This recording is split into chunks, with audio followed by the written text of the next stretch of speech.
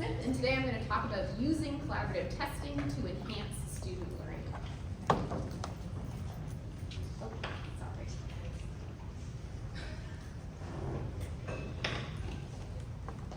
Awesome. All right. Oh, that's much louder. Okay. So today I'm going to talk about using collaborative testing. So in general, practice testing or quizzing yourself can be more effective in terms of students studying than things like highlighting or rereading your notes. So it can be highly effective in facilitating long-term retention of material. Now, intuitively, this makes sense. So if somebody asked you, how should they get better at, for example, playing the violin, or how should they get better at playing a sport, you'd probably tell them that they should practice. And the same is true for testing. Having students test themselves or practice taking tests tends to improve their learning. Now, in today's talk, I'm not just hoping to convince you to have your students test themselves while they study, but actually to have your students take those tests collaboratively in small groups. And so today we're going to talk about two different implementations of collaborative testing. So having students test collaboratively before an assessment, so as a practice test, as well as after a major assessment in your course. So why have students take tests in groups? Well, there are a number of benefits for students' memory. The first is if they take a test collaboratively, they can be re-exposed to information, right? So they're hearing an explanation for a second time from a peer instead of from an instructor. You can also have some error pruning. So for example, if I thought the answer was A, and the person in my group thought it was B, they might actually explain why the correct answer is B. So as we said, we're going to talk about two different implementations of testing collaboratively. We're going to start with the first one. That's a little bit lower stakes, it's a little bit easier in terms of implementation from an instructor perspective because it doesn't require any new creation of materials.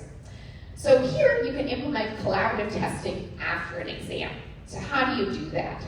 Well, in intro psych, we have students take a very traditional midterm. So they take a midterm exam. It's mostly multiple choice, a couple short answer questions, and they take this exam in class. So this is the same as any other midterm exam. Then after that exam, everyone hands in their test papers, and they get themselves into small groups. So they get into groups of 4, and they retake the multiple choice part of that exam in a small group. Now here, the solo phase of the exam is really worth most of their exam grade, so this is the majority of their course grade, and the group phase is only worth about 2%. But really the goal here is to clarify some of those misconceptions, have them retake the test immediately after. Now there's lots of work on this practice, so lots of work on 2-stage exams, showing that it does facilitate long-term retention of material. So it is better for long-term learning. Students perform better on kind of final assessments after having done this on midterm assessments. The other implementation, which is a little bit more work from the instructor perspective, is to do this before an exam, so collaborative practice testing. And so in introductory psychology, we think there are a number of benefits to our students to do this. The first is that it is a bit lower stakes, right? So you haven't just taken this big stressful exam, you're doing it long before you're going to take the exam. And potentially students have prepared a little bit less. So there's greater opportunity for knowledge sharing, right? We're correcting those misconceptions earlier on in the learning process. So in terms of implementation, what we do is 1 week before our midterm, we allocate 1 hour of class time for students to take a practice test in groups. So this does require writing a practice test, right? So creating some additional items for them to test in groups. But we do think there are benefits in terms of their long-term learning.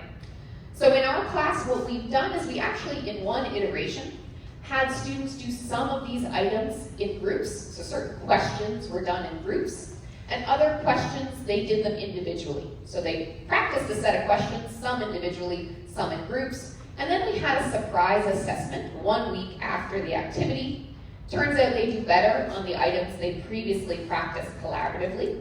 And we see the same benefit if we give them a retention test 2 weeks after that activity. So once again, we see they do better on those items they practice tested collaboratively compared to the items they practice tested individually. And so our big takeaway messages are practice testing in general is good for learning, so have students quiz themselves often, practice taking the types of assessments that are important in your course, and that there are benefits to actually doing these assessments collaboratively in small groups, both in preparation for a high-stakes assessment as well as after a high-stakes assessment. And in terms of implementation, this doesn't necessarily require the development of new materials. So if you're doing the two-stage exam, you're taking the exam that you're already giving students. It just requires some allocation of in-class time, which we think, given the benefits to learning, is worthwhile.